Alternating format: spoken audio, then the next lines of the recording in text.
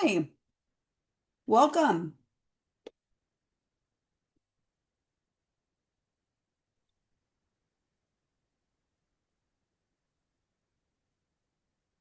Hello, everybody. The more cameras I can see, the better, but it's okay if you don't. I see the name as Richard Morales, which is my office manager. If you Oh, all don't mind just updating your names, I would so appreciate it.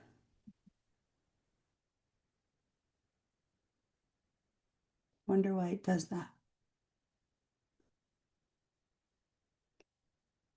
We'll start in a few minutes.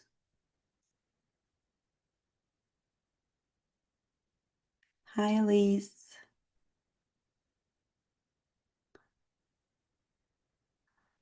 Tiffany. And two more Richard Moraleses. If you could just update your name, that would be so great. Just so I know who's in here. Another Richard. So funny that it did that. Saved as his name. Everybody.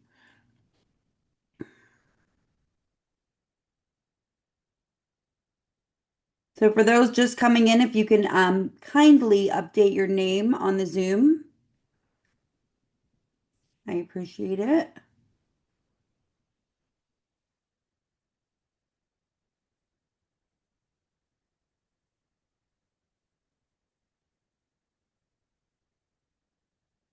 We'll get started in a minute.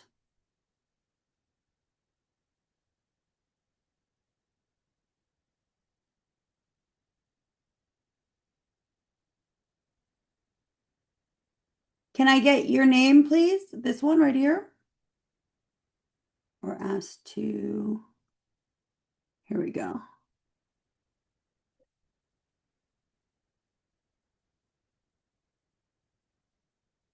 Hmm.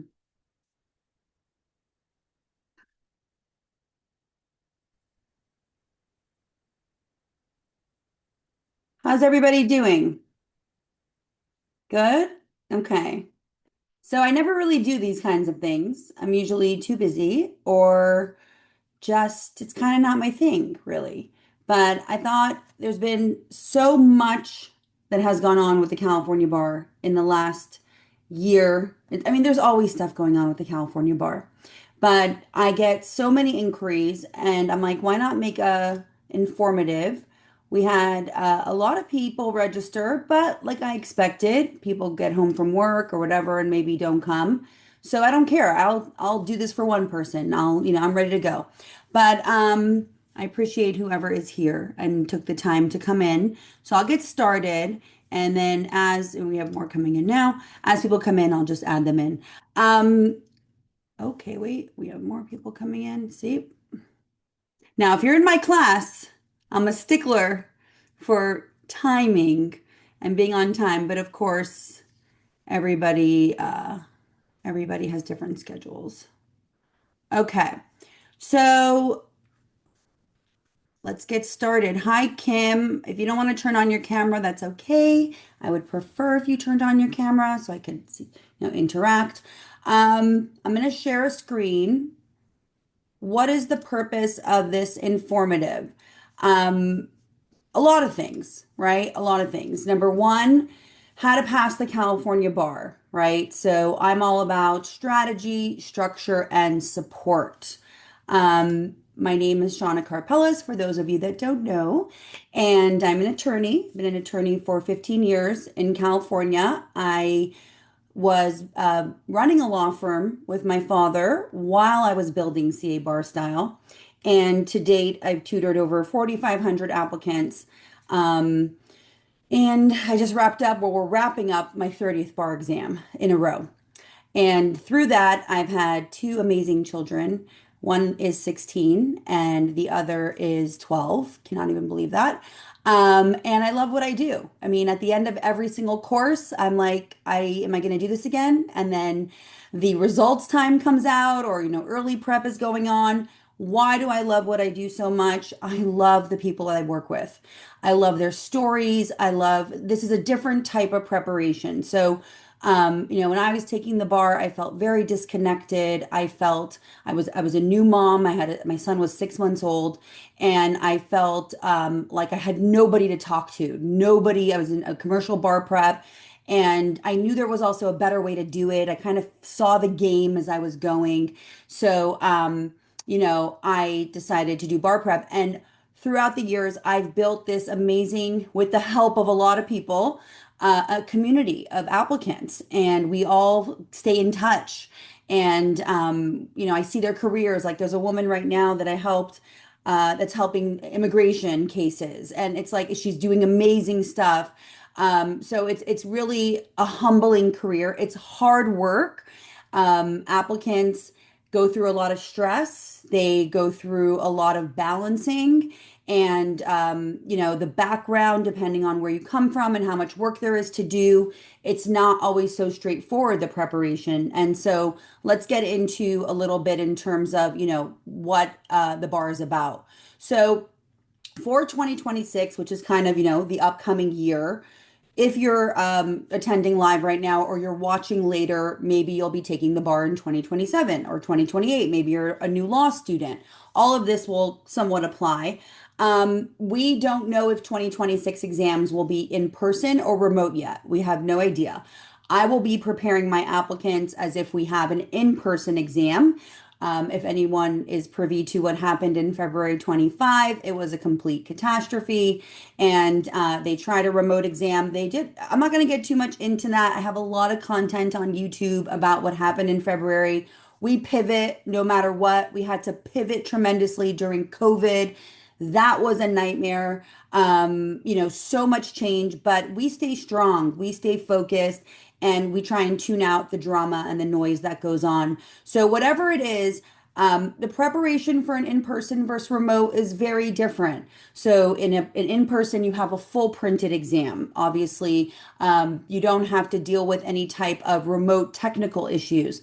If the state bar can get maybe ExamSoft back, and well, not ExamSoft, but there's a program that is different than the February 25 one that worked during COVID. That may be a remote exam. I don't see February 26 being remote, though. I do see it being in person. Perhaps they'll go back in person by July. So we will prepare for in person, and then we will shift if needed. I want to go over a little bit of pass rates. Where does the bar stand in terms of different applicants and why? So the California bar exam gets a really bad rap. I think it gets too big of a bad rap. It's not so much that the exam is not doable. I have worked with, excuse me, applicants from all different backgrounds, all different educational levels, all different language levels, but basically backgrounds in terms of like English not being their first language. You can get this done. The type of preparation is crucial, and there is a type of preparation that works for every different type of applicant. My course is unique for those that want a lot of hand holding, a lot of personal attention, and a lot of strategy. And we'll get into that in a moment. So we look at pass rates, but we take them with a grain of salt. We don't let them deter us from thinking that we can get it done. But I think it is important to understand the pass rates a little bit. So I pulled up 2024 because 25 is still kind of, February 25 is not indicative of and correlative of the standard California bar passage rates because of everything that went on. So February 24, first time takers in the general bar exam had a 44.8% passage rate, which always tends to be a little higher. And then repeaters had a 29% passage rate. All takers had a 33% passage rate. February always is kind of low. The attorneys had a 52.7% passage rate. Then we get to our LLM applicants, and this does get kind of concerning. So why am I focusing on LLM right now and foreign attorneys? Foreign attorneys, LLM, repeat applicants, parent applicants, working applicants need to start preparation early. A 2.5 month program typically will not work for you. You're going to feel listen, I have like 8 USC applicants right now, first time takers, and they are stressed beyond. It's like 2.5 months, no matter where your background lies, is too much of crunch time, stress, overwhelming, trying to accomplish so much in a very short amount of time. So LLM applicants, 19.3% passage rate in February 24, and foreign attorneys, 23%. So quite low. And I'll talk about the reasons behind that, in my opinion, and what I've witnessed over the years. July 24th, so the July exam, of course, first time takers are going to have a significantly higher passage rate. So I always get the question, Shauna, should I take February or July? Like it seems like July is easier because the passage rate is higher. No, the February bar is not any harder than the July exam. They're the same type of essays, the same multiple choice questions, the same format of the performance test. If you are prepared, you will pass either exam. So don't let that come into your mind at all. We have first a big group, a huge group of first time takers that take the July exam, which pushes up the passage rate. Okay. So repeat applicants on average do tend to have a lower passage rate. But again, if you are prepared, you will pass either exam. So in July 24, we had first time takers 68.2, so significant increase from February, repeat applicants at 23.6, and then attorneys at 48%. I'm a big proponent of attorneys having reciprocity. I hope that that finally goes through one day. But until then, we'll keep preparing lawyers, licensed attorneys. LLM 18.8, foreign attorneys 21.1. So pretty correlative to the February exam for them. What do the pass rates tell us? It tells us, number one, you have to be very strategic about where you're going to do your preparation and how much time you're going to give yourself to prepare. You know yourself more than anybody. Think back to what worked for you in law school. Well, what's your style of learning? Are you the type of applicant that needs someone to point things out to you, to show you? I mean, in my experience, the majority of applicants do. Very rare are there applicants that do not need some form of individual attention and assessment. Unfortunately, because of the amount of applicants that take the California bar exam, it would be nearly impossible to have personal tutoring for every single one. We have about 16,000 plus applicants that take the California bar every year.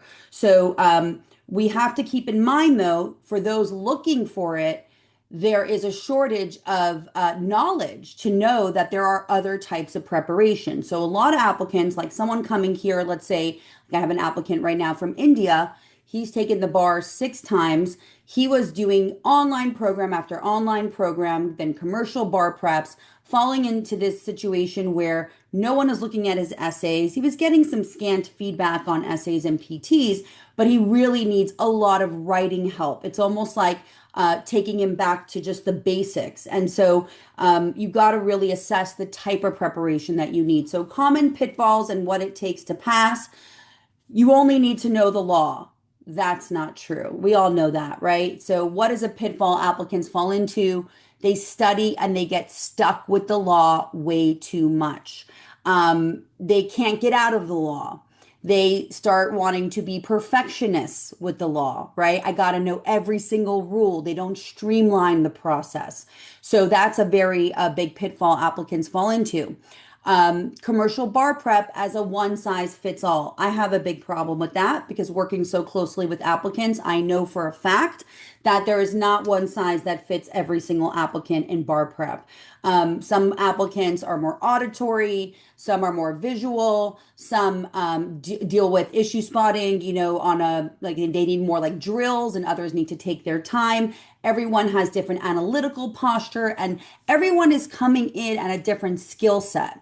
So there has to be some form of assessment of where individual skills are at the inception of the program and what needs to happen. One of my superpowers, and I say that because, put me in a kitchen and have me make like, I don't know, what's a fancy recipe, like a chicken cacciatore or something. I'm not going to make that very well, okay? I'm a good cook, not a great cook. I can scramble some eggs and make some pancakes for my kids and my husband and all that.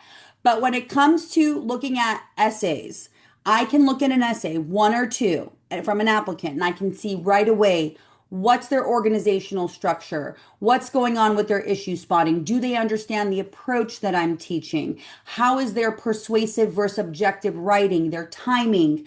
Do they understand IRAC, right? Right off the bat. And so, what you really don't want to do, there's a lot of things, but a very key thing is imagine going through bar prep, being very robotic, kind of just you're submitting essays, you're doing the work. It's not that these applicants, especially repeaters, that have been the crux, the main applicants that come to me over the years, and that falls into all the groups, right? Different LLM, foreign attorney, attorney applicant. You're going through it, you're being robotic, you're getting the program done. They're hard workers. It's not that they don't have good work ethic, but they're on SA 10. They've seen the greater feedback, but they're not seeing the big picture. They're not seeing the patterns of things that they're doing wrong. So they keep doing those same things wrong over and over again.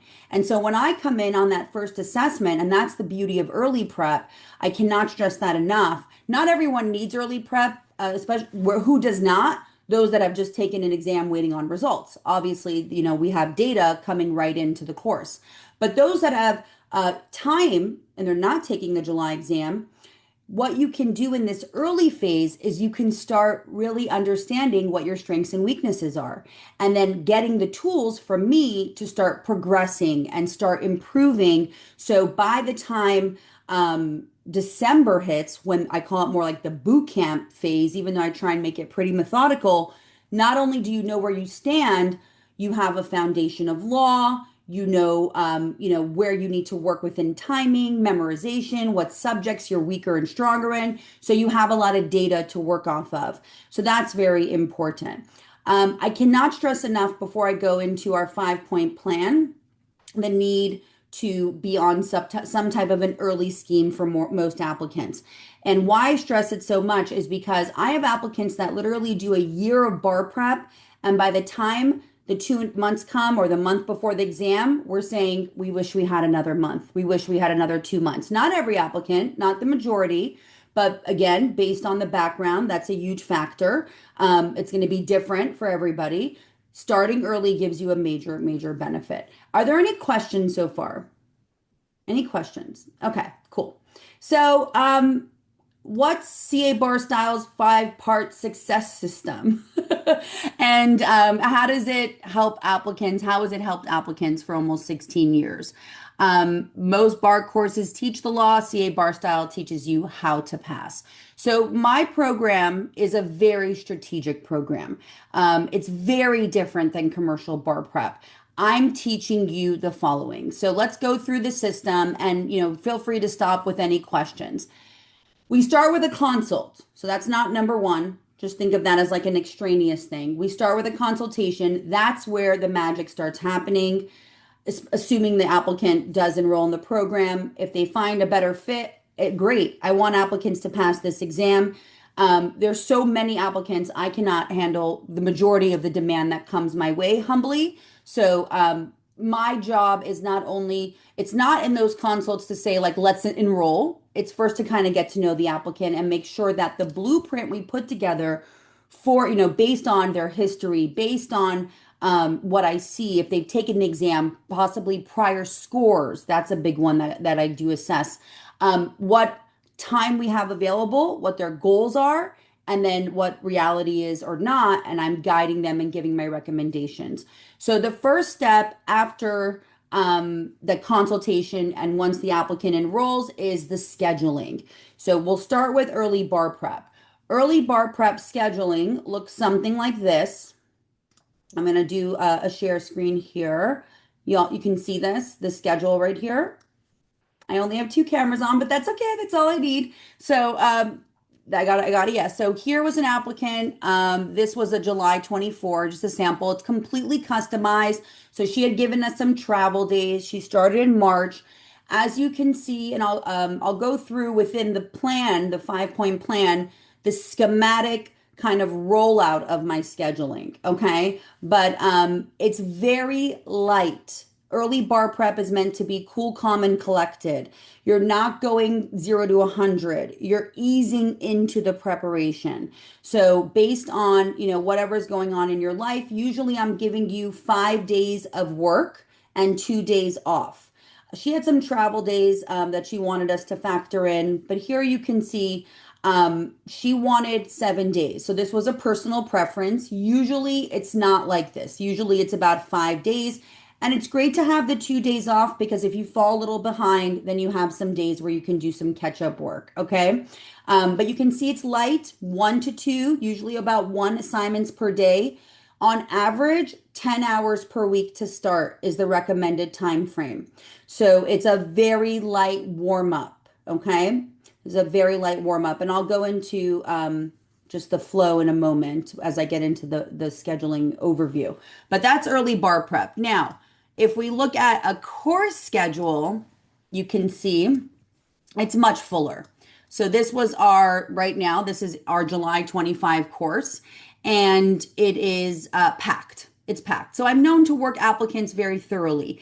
It's not about sitting in a chair and just having passive studying, though. There's so much connectivity that goes on in the preparation, and everything has guidance. There's a reasoning and a strategy behind everything. Okay. So I'm not just throwing a bunch of practice in a schedule, but you can see, I mean, look right here. This was constitutional law. This is on the 24th. All this right here is 1, 2, 3, 4, 5, 6, 7 essays applicants are doing in one day. Now, that's not all writing, and I'll get to the reasoning in a moment behind the amount of practice and why that's so important, right? But in this phase, just for scheduling purposes, if you are an attorney applicant, 25 hours a week. If you are a general applicant taking the multiple choice section of the exam, more like 30, 35 hours a week during this time. So this is the 2.5 months before the actual exam. As we get closer to the memorization solidification stage, which as you can see is closer towards the end of the program, this is where I really would like applicants to try and not work too much. It's a lot of brain power required during this phase, and it's exhausting, to be completely transparent. So, I always say if you're working, if you can get some time off the couple of weeks before and the exam days, of course, that would be ideal. I want to show some scheduling strategy here that I do because it's impossible to know from just looking at this. So I'm all about review and re-reviewing, okay? The trajectory of most schedules is you go through one round of MBE, all the MBE, you know what I mean when I say MBE topics, right? So criminal law, okay. Criminal law, for maybe those that don't know, criminal law, criminal procedure, torts, real property, contracts, evidence, both California and federal, constitutional law, and civil procedure, both federal and California. So those are the core humongous subjects. Let's just say you were to do early bar prep.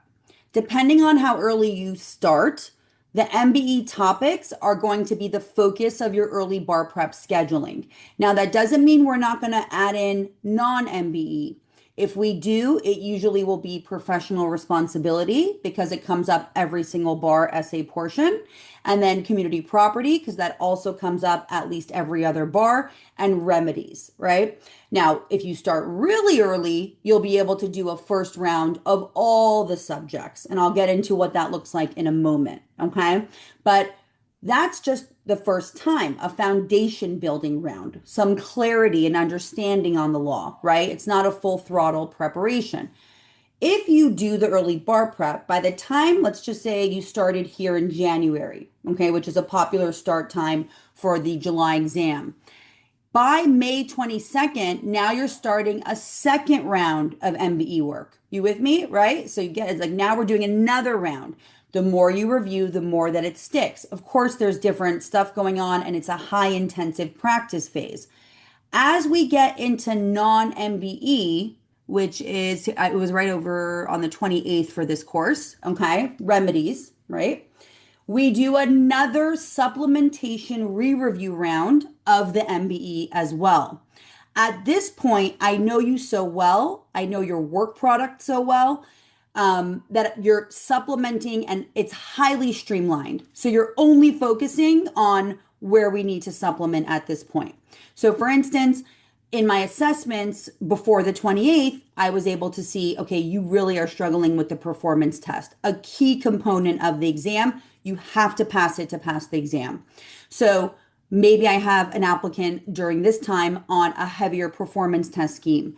Maybe I saw that their evidence is really struggling. They're really not understanding hearsay exceptions. So I'm having them do a lot of practice there. So it's not that you're doing everything from the beginning again during the non-MBE subjects, but it is a very unique scheduling scheme. The majority of programs do not do that. It is definitely adding time to your days, but we're not only focusing on essays, but also the multiple choice. And at this point, by the time we hit the 28th in this example, okay, the non-MBE subjects, we've compiled all of the applicants' preliminary data on multiple choice. So we know exactly where they stand in all the different categories. And now we have a game plan for how to attack anywhere they're scoring less than a 70%. So I'm not going to go too far into it because it's kind of complex and it can be kind of overwhelming. And for purposes of a Zoom informative, I want you to leave here like liking me and enjoying what I'm saying. It is a lot, but this is why my applicants do so well because not only are we thorough, but we repeat and we review and we take the individual feedback and assessment and we target individual needs, right? So that's important as well. But I'll show you something really cool. So how many rounds are we on MBE at this point if you've done early prep? 3, right? The early prep round as well. When I say MBE, that goes for essays and of course the multiple choice, right? What I'm having you do with them per subject. Then we go into the preliminary round of the course, so that's 2. The re-review period while we're doing the non-MBE, so that's 3. And then when we get to memorization, that's 4. Okay, so you have 4 rounds of exposure to these humongous MBE topics. Now, the non-MBE are definitely important as well, but they're nothing to stress about. Okay, agency is extremely short, partnership is very short. Remedies is a walk in the park. It's like injunctive relief, specific performance, some restitutionary damages, and some more equitable damages and defenses. It's not anything close to torts. That's like 24 categories, right? Or constitutional law. So the non-MBE can be manipulated with some MBE re-review. So that's really important because, again, the trajectory is typically on most scheduling schemes of bar preps to go right into from the subject, MBE, non-MBE, memorization. There's no re-review really going on. And that to me is just overwhelming, okay? It doesn't leave a lot of time to solidify and really understand the content. So now let's get into any questions on the scheduling. And for those that don't have their cameras on, that's cool, but there's a raise of hand function. So you could just do that and I'll happily answer your question. So this is clear, like the scheme of the schedule in terms of the time and all that. Okay, cool. So going back to my little slideshow here, strategic scheduling, very important. Next, streamlined bar review. So in that schedule, what's in the schedule? What's the first step? We go categorically, number 1, okay? We cut out things that are not really tested. Now, the majority of a bar outline comes up, but I'm hyper focusing applicants on what actually comes up. So we're not wasting time on minutia. Of course, we're focusing on big ticket items like negligence and product liability and defamation, but we also have to look at intentional torts. We also have to look at nuisance, right? These miscellaneous takings clause topics that just kind of pop in. So I'm having you review the law in the way that I have you do it. How are you reviewing the law? Through our amazing materials. So here's an example of one of our outlines. Here's the evidence. Oh, I don't know what happened. Okay. Here's the evidence, what we refer to as the long outline. That's a very thorough outline. Okay. So it's going to have all the rules. Here we have the California distinctions in red. Okay. So you can go through it and we're doing category at a time. So your schedule is going to say review logical and legal relevance. It's not going to say review evidence, right? That drives me crazy. I mean, I have an applicant right now and I'm not going to say the name of the commercial bar prep. She's a New York lawyer. I do UBE as well, a little bit, but it's just review evidence. Evidence is big. How can you just review evidence? So you have to target categorical review. So that's the first step of your schedule. Number one, you target the category in the way that I have you connect with the law through our outlines. Okay, that's number one. I am not a proponent of standing in front of a video and reading an outline to applicants. That was what wasted my time during my bar prep. We have substantive law support, but we get out of the law a little quicker. We connect with the law, we understand it. You're ultimately going to really connect and understand it through approach and practice, okay? And then going through it again and doing a ton of practice with strategy. So, number one, the law. That's the first category. Now, in early prep, that's a significant step because you have time to go through the law, okay? You have time, you're not rushed. There is a voluminous amount of law, all right? 15 subjects. So that's the first step is the law. Now, number three, third step, approach overload system. This is a big part of what I'm known for and that I've taught for 30 bars now. Over 50 essay approaches. This is the key. Number one key for the essay. It's your golden ticket to the essay portion. These approaches are based on 25 years of the California bar exam. I'm currently going through a major overhaul of them. They're amazing, but I'm always very protective over them. So I'm doing, there's been some changes to the law, like in the area of freedom of religion and civil procedure. So I'm PR, so I've been updating them, but they are taught via video and a corresponding actual document approach. And they're based on, like I said, 25 years of California bar exam essays. Now, there are checklists out there. This is not a checklist, okay? And I'm going to show you an example in a moment. This is a roadmap, a blueprint to every single way that a categorical area of law is tested on the essay portion. So what happens on the bar exam for most applicants? You learn the law. So let's just say you learned homicide, right? You went into first degree murder and second degree and felony murder. And that was your week. Your week was homicide, okay? Now you go right into a homicide essay. A lot of times applicants, they know if they're in homicide, but they don't know what their headings need to be. They don't know what issues to spot. They're not sure where to put the defenses, right? In a general homicide question, am I discussing every single charge of homicide or am I only going into the relevant ones? Strategy is missing. And when you miss strategy, you miss points. So we have thousands of repeaters that know the law, they've sat with the law, they've memorized the law, but they have no game plan when it comes to the law. And we know as lawyers that we must have a strategy. So going into essays, we first learn approach. We don't go right from law to practice. We have to first learn approach. So I have over 50 essay approaches. As I said, I'm actually going to be making some more this year. So I think it'll be closer to 60. Almost every categorical area tested by December will have an essay approach or sooner. Okay. So you have to do it. You have to have it. You know, areas like negligence that we think are so straightforward. How do you deal with multiple special duties? So many applicants will see negligence per se, but they won't see the landowner liability, right? So we have to make sure that there's a training system there. So I'll give you an example of an approach. This is our homicide essay approach. It's long. Of course, there's a video that corresponds. Where do you watch the videos? You watch them on our online classroom called SkyPrep. It's very organized per subject. And you click on the document, you click on the video, they both pop up. I'll show you an example of it towards the end. And you go through the approach. Now, in early prep, you're sitting with these a lot. You're supposed to. You're supposed to, you know, press play on the video, really digest the first charge. I'm giving you the scheme here. So as you can see, first degree murder, and then we have the three elements. This is what we call an intro. And I'm not going to teach this right now, but just to give you an idea, we are a heading based program and the State Bar loves our applicants writing. Why do I know? Not only because I've helped pass so many, but we have model answers chosen all the time. And it's clear you want to make the grader's job easy, right? So a heading is an issue.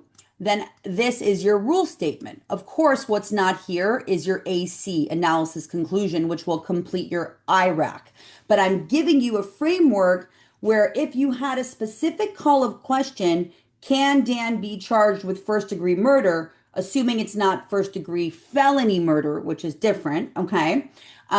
Assuming it's just a straight intent to kill, these are your elements. You don't even really need to look at the facts. The call of question alone gives you your blueprint. You'll look at the facts for your analysis and conclusion. So this is the example of an essay approach. These are very popular. Applicants love them, and they come with the program. You work through them. You spend time with them. You write out the checklist like I do on the whiteboard in the videos, and then you're able to now go into your practice. So practice should never be done without an approach. We have an approach for the multiple choice, and of course, a whole system for the multiple choice, and also the performance test. So that's a whole workshop. A lot of courses, unfortunately, do not focus on performance test. It is the most important part of the writing. I have seen scaled scores in a 1440 range because the PT was at a 70, which is very high. It's a great score, okay? And almost every single essay not passed. So the PT is worth the weight of two, I think maybe three essays, depending on the scaling that bar. Very important part of the exam. Why do applicants struggle with the PT? Number one, they don't like to do them, right? It's like, it's closed universe, it's 90 minutes, I don't need to do them. But you have to do them, and you have to have a strategy going in. You have to have an approach.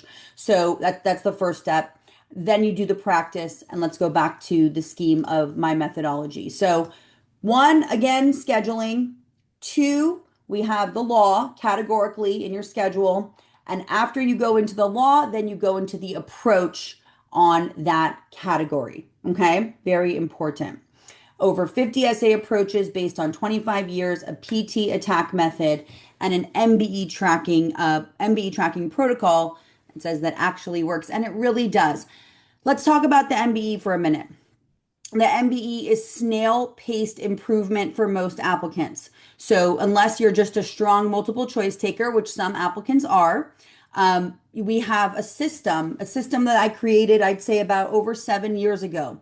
I kind of got sick and tired of applicants just doing questions and looking at answers. I was like, there has to be a better way to do this. You do a set of 25 and you check your answers. It wasn't providing improvement. It wasn't providing progression. I've learned a lot about prep as I've gone along as well, and I'm always trying to grow and do better. And so about 7 years ago, I came up with a MBE data collection and MBE tracking system. It's a 45-minute to an hour lecture in my course of how to do it. So of course, we don't have time today to go through the whole thing.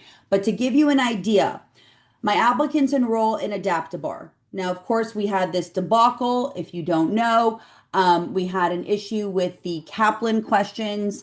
We had AI generated questions. It was a whole mess for February. So the State Bar, rightfully so, by the Supreme Court, California Supreme Court, reverted back to the NCBE questions, which I'm very happy about for now. And I do believe the State Bar will get it together. And I have faith that they will hopefully get the questions to be of quality questions, right? But right now, we don't have a trust system there so much based on what happened in February. So we have the NCBE questions, which I do believe we will have for February as well. We'll see for July because we still do have this Kaplan contract. If you have no idea what I'm talking about, there's videos on YouTube where I go over it. Okay. It's a lot. The State Bar, by the way, since I have been doing this, is always kind of dramatic. But California is kind of dramatic, right? I mean, we're our own little country over here. I'm an LA girl, born and raised. I love this state. So, they're dealing with a lot. I try not to judge.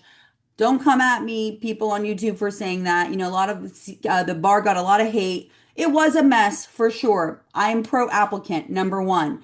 But they'll fix it, I hope. And, we have this in-person exam. I try and think positive because we got to bring positive energy into this process. So the point is that we have this approach system. And so when your first step of multiple choices, we enroll in Adaptabar. Adaptabar is the best source of questions. In my opinion, I know there's UWorld out there. Don't come at me for this either, please. By the way, you'd be surprised. They do. Everyone has an opinion. That's okay. I don't love the interface on UWorld for my purposes. I prefer the breakdown of categories and the scoring that Adaptabar provides for applicants. I think it's much clearer. However, Adaptabar is a source of questions. It is not a system of how to do them. So my scheduling and my approach tells an applicant and shows them how to actually first collect small sets of data. So you just see where you stand in all the categories, and then gives an approach of tracking, which is a whole, again, protocol, okay, of how to then improve in those categories. So it is an amazing protocol. But if you are weak on multiple choice, which I think most people going into bar prep kind of know, like this is not my strong suit overall in my school days, in my background, it takes time. It can take a significant amount of time to improve. So, I've seen applicants come in the 40th percentile. They'll go into the 65, 70 plus percentile in these categories, but it can take up through 3 to 6 months, okay, depending on the scheduling, depending on what we're doing. So MBE, a whole protocol, but takes time, okay? Just keep that in mind. Any questions on that? No questions. Okay, cool. So we understand the first three steps. Now what do? We have the approach, we have some law foundation. We are ready now for practice, okay? Targeted practice and feedback. In my course, you practice a lot. Now, early bar prep is not a main practice phase. We do start the ball rolling on issue spotting, on writing, on multiple choice data, on performance test submission. I'm not going to have you waste your time just reviewing law. That would be counterproductive. That would be silly. But I'm not also going to burn you out in an early phase, right? So the methodology and the scheduling is built around number one, building that law foundation, building the approach, starting the process of that, starting to submit the work product so that then we can go to step 5, even in the early phase.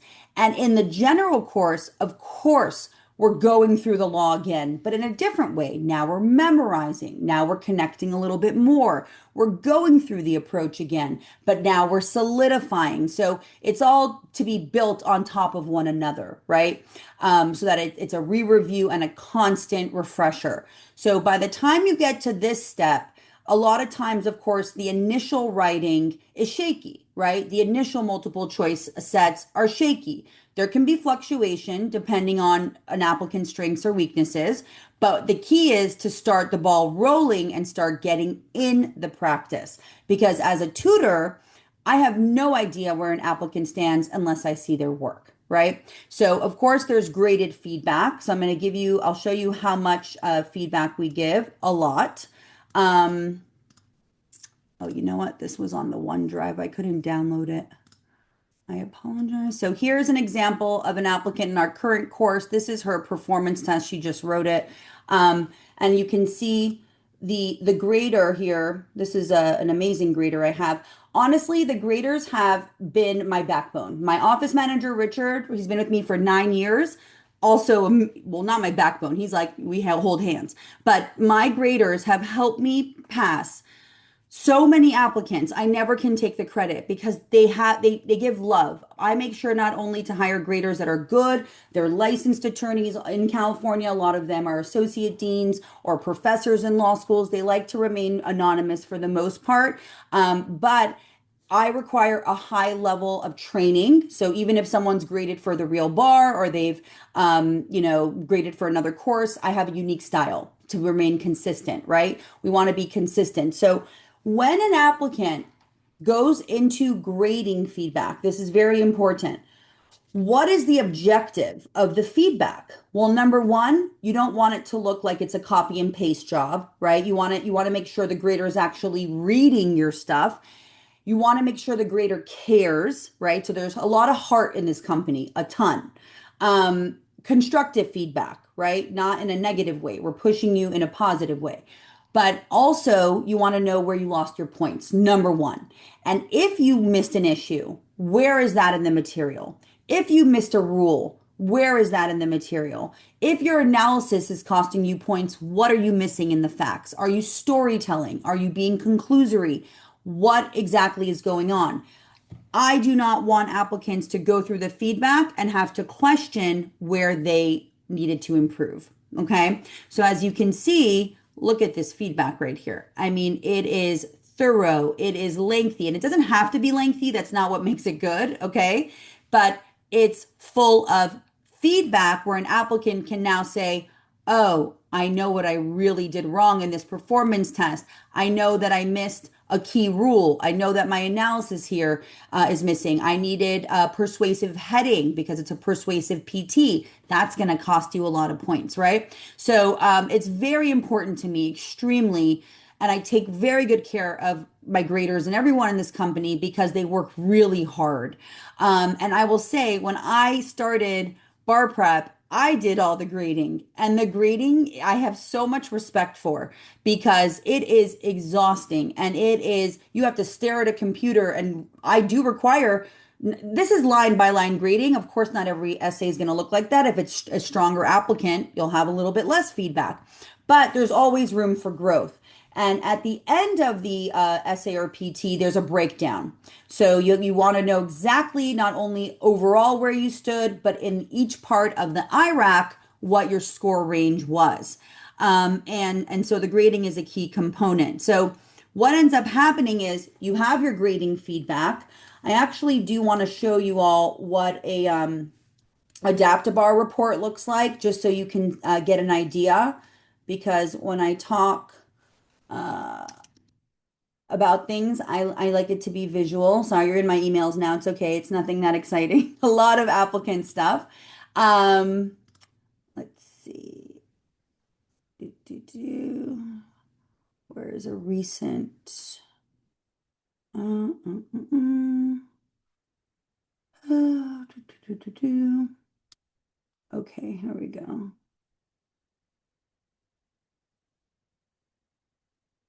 This is an applicant. I didn't want to show my recent ones. This is, oh, now I'm offline. Why am I offline? Who just passed the exam. Here we go.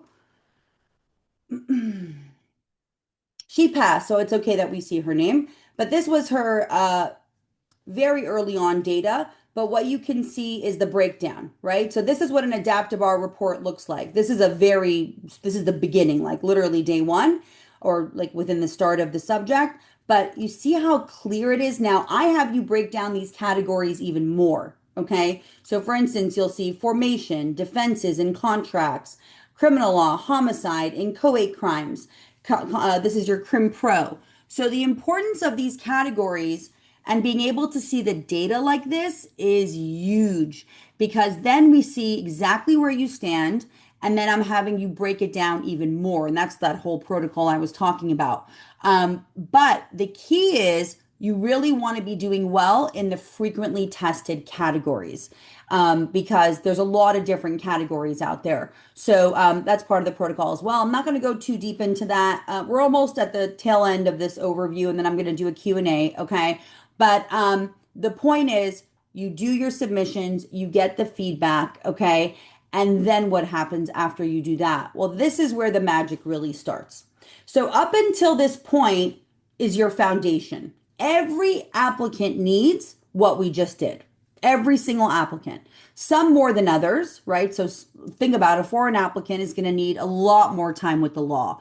Someone that's never been exposed to constitutional law. They never took it in law school. If you are an attorney applicant and you've taken some time off, or you've practiced in another state, the law does naturally come back to you. It's kind of like riding a bike. I've dealt with applicants that have practiced for 25, 30 years, and they were so stressed out about knowing the law again, and you'll get it. It will take time. You're going to be frustrated with the amount of law that you have to know. And you're also going to be frustrated with how picky the California bar exam is on their thoroughness standard. Okay. But in terms of the writing protocol, but you will get it. So step 5 is tutoring and personal assessment and coaching. This, I would say, with the approach, and step 5 is the crux of the program. That's the uniqueness of the program, because I, not only as an expert on this now, can say this is what is going on with you. These are the patterns of what I see going on in your essays. I'm pointing out things that applicants do not see by just going through grader feedback. Grader feedback tells you for an individual essay or PT, this is what I did wrong, right? But it doesn't tell you overall where you're losing points. So by the time when we have the assessment scheduled, I already have an assessment done. I've gone through all your work product. And not a lot of tutors and coaches do that. Maybe they'll just kind of look at it with you, right? But I've already gone through everything and I know exactly where you're losing your points, patterns of things that are going on. Are you following approach? Are you taking me literally? If I say in this area of law, you're always going to discuss these issues, right? It's a non-negotiable and it's not there. Where is the disconnect coming in? So that's a big part of assessment is number one, patterns and areas of weaknesses and giving you tools on how to improve. What else happens in these assessments? Are you on schedule? Is the scheduling working for you? Do we have to make any modifications? Number three, subjects that you're stronger and weaker in. Number four, your mental state. Now, I say that with a grain of salt, meaning I'm not a therapist. I'm not here to tell anyone, how they should live their lives. However, applicants come to me with this stuff. And when an applicant comes to me and says, Shauna, I suffer from really bad anxiety. Shauna, I have ADHD. Shauna, I have dyslexia, right? What are some things that I can do that will help me through that? Coping mechanisms are part of the program. I have not only life experience of my own life, but I think, tutoring over 4,500 applicants, I have a pretty good idea of where applicants need to pay attention to. So we look at exercise, eating clean, meditation, deep breathing, positive mantras, being confident within the program, making sure you believe in yourself. This is not, I don't want applicants just being a robot. You're just a robot going through the motions of bar prep. I think I'm on the right track. I think I'm doing this right. I took the exam 4 times already, but now I have this great book and now I took the bar again and I'm going to have to take it again. We want applicants to pass this test. How do you pass? Really great preparation, really great strategy, and really great knowledge of where you stand. But it all starts, as I'm sure a lot of you know, with the mind. And if the mind is not in a good place, if you don't believe in yourself, if you are struggling on a daily basis, if you're having, like an applicant called me today with a full panic attack, right? We have to address that. It is a part of my program. I will tell you, yes, it is time consuming for me. Yes, sometimes I'm questioning my own sanity, dealing with applicants and saying, like, I hope I gave the right advice. I hope that, I am confident, of course, in what I say, but I'm dealing with people's lives and I take that serious. And the world keeps turning during bar prep. I have seen, unfortunately, really, really sad stuff. I mean, my own mother passed away during this journey of mine, unfortunately. And then I have applicants who had fathers pass away, mothers, sisters, uh, murder. I've literally seen divorce, very horrible things happen. And I've seen happy things like weddings and, engagements and births. And I have a lot of mom applicants and dad applicants. So those stories matter to me, right? They matter. And so a very unique part of the coaching, tutoring is more about the work product, right?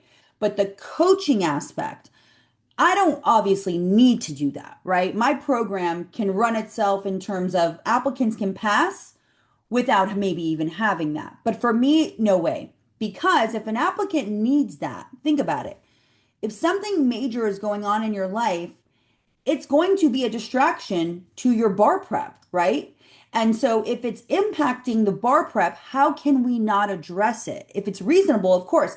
I have an applicant right now, her boyfriend of 3 years just broke up with her. She's devastated. Breakups are horrible. I remember my first one. I never want to deal with that again. I'm married 22 years. That's not easy either, right? So we are realists here. We talk about life. My point is, without being a broken record, that matters to me. And so, there is a lot of hand holding. Not every applicant wants it. Not every applicant needs it, and that's okay too. I'm not here to pry or to tell applicants, if they don't need that, then they don't need it, right? That's fine. But if an applicant needs that type of attention, I'm happy to provide it. It's just who I am and it's how I run this company. So that's a very important thing for me. I need applicants to feel good, to have confidence, and to know that they can get this done, right? It's amazing what the mind can do when it comes to bar prep, especially for repeat applicants. I mean, some repeaters are really just so low, and understandably so. They've worked so hard, spent so much money, and they need to get this done. So that's what the job is. Now, some other services that we provide a lot. Memorization tools, of course, early start options. When the general course is going on, we do weekly Zoom meetings. That's the class setting. So all the assessments are, of course, one-on-one. Those are done typically via Zoom. I do have still a live office in Sherman Oaks or Encino, California, but most people don't live near me. It's if you don't know where that is, it's about 20 minutes north of Los Angeles. So we're still LA County. Okay, so you're welcome to come in. Very not one applicant in my 54 person class right now use that. So LA traffic. Zoom is just great. COVID did do that for sure, so that was cool. The only maybe good thing that came out of that time. But we do have those weekly Zooms. What happens during those? We go through patterns of the subject. How does that area really come up? Of course, that's tied into the strategy, but what nature has that subject or category taken in the last 10 years of the bar, let's say? Predicted areas. We go through in-class issue spotting, very helpful for applicants to know this is how I would have attacked this essay and see me in action doing it with them. So these Zooms are important. We also do our PT workshop during that time, our writing workshop, our MBE lectures, our memorization tool stuff, a lot going on a weekly basis. I am going to be adding in some check-in Zooms during early bar prep this time. I think that I had some early bar prep applicants come into our PT workshop that had enrolled for 2026, and they felt so connected and they loved it. So I am going to be doing, I check in all the time with early bar prep, but early bar prep is sometimes you can kind of feel like you always know I'm there. You know, Richard's there. We're there. But it's nice to see each other like more, right? Not just in the assessment. So I will be adding those in. We have mock exams. We actually had day one today of our July 25. So that's a real simulated exam. Closed book writing is important. Timing, right, is important. So that's factored into the training. We have our own model answers, tools for coping with stress, work life parent balance tools. That's, what I was talking about, those extraneous factors. So, like if I have a mom that has a newborn or three kids, like a lot of my moms do right now, I have tons of moms in my class right now. How do you balance that? How do you do that while you're studying for the hardest bar in the country, if not the world? We can do it. We can do whatever we set our minds to, okay? But scheduling is key. The balancing act. Hello, I have two kids. I do it. I teach them how to do it. I'm not perfect at it. I'm not, people say you're superwoman. I don't want to be superwoman. No, thank you. Don't give that title to me. But I definitely have the tools to help them with it if they need. I will say though, most of my parent applicants pretty much have it down. I think we're all kind of winging it a little bit, but most of them don't need too much with that. But if they do, it is factored in. Last couple things, accommodations and administrative support. So all of that is factored in. We have a full service business going on over here. All right. Why start early? I think I've mentioned a lot of that as I went through, the protocol. Obviously, to get a head start on the law. The real advantage of early bar prep is the law for sure. Number one, the foundation of law, strategy, and then the knowing of yourself. Starting to really understand through my guidance what's going on with your training. Where do you need to focus and where are your weak spots and your strengths too, right? We're focusing on it all. So you don't want to get to a course 2.5 months before the bar, not even, and go, where do I need to focus? I don't really know where I'm at. I don't know where I stand. It's really nice to have that clarity, especially for LLMs, foreign attorneys, really all applicants. Nobody does not benefit. Everybody benefits from starting early. We have 3 upcoming start dates for early bar prep. These are July 15th is almost full. So it has a few spots left for this one. I only take 5 people per start date. So it is important for me because I have big classes, and then in early prep, I'm always going. Like I'm taking all the approaches right now and putting them into a book. And my goal is to have them, I mean, they're already in a book, but I'm updating them, and I plan to have them on Amazon by the end of August. So I'm always going. I'm always working. There's no time off for me. I like to work. I like to be on the go. But early prep is very intimate. It's a lot of time, and it also requires a more slow and steady pace. So that's the pace I take during that time. So I take 5 applicants per start date. So we have a July 15th, an August 4th, and a September 8th. When you enroll in the program with every single one of our packages now, you get up to 4 months of early bar prep included. So I don't charge anything extra for it. You get essays included with that, performance test work, and tutoring, as well as the scheduling and early access to everything. So it is my way of kind of enticing applicants to get started early and not wait, because the waiting is never good, as I've mentioned. Okay. Over the years, I've been, very blessed to have applicants be pay me on time, or if they need some more time, whatever it is. So I have flexible payment options. I don't want an applicant ever turned away because of a budget. I work out budgets if an applicant can't do it, of course, if it's reasonable, right? And we have price points really for all different types of services. However, I will never put an applicant in something that will not help them. So if an applicant, for instance, needs 6 to 8 months, but they can only afford 3 months, I'm not going to just take their money and, say, yeah, this is going to work for you. I know pretty much what it has to be and what the package needs to entail. So that's why I have set up different packages for repeat applicants, for first time takers, for attorney applicants, and foreign applicants. Okay. And that is pretty much what you need in that package. I do offer complimentary consultations. And again, that's where we start the ball rolling on your game plan. That's where I get to know you a little bit, right? You tell me a little bit about yourself, your background, and I tell you when I think you should take the bar. Usually you're telling me that, but I'm letting you know how realistic that is based on whatever else you have, what I call the plate of life, right? Do you have kids? Are you going to be traveling a lot? Are you working? What's going on? Okay, that is reasonable. Now, a few things I'll say before I open up the floor. I make a recommendation. Sometimes as we're working together, it's not flowing or progressing in the way that I know it needs to. It's not a common thing, meaning in a class I had almost 58, okay, only 4 have postponed. So the majority of the class is on track always to take the bar that we picked in that consult and we set out to. But I know what the progression needs to look like. I know it's like night and day. It's a totality of things, everything we just discussed, okay? So I'm not here to not pass applicants.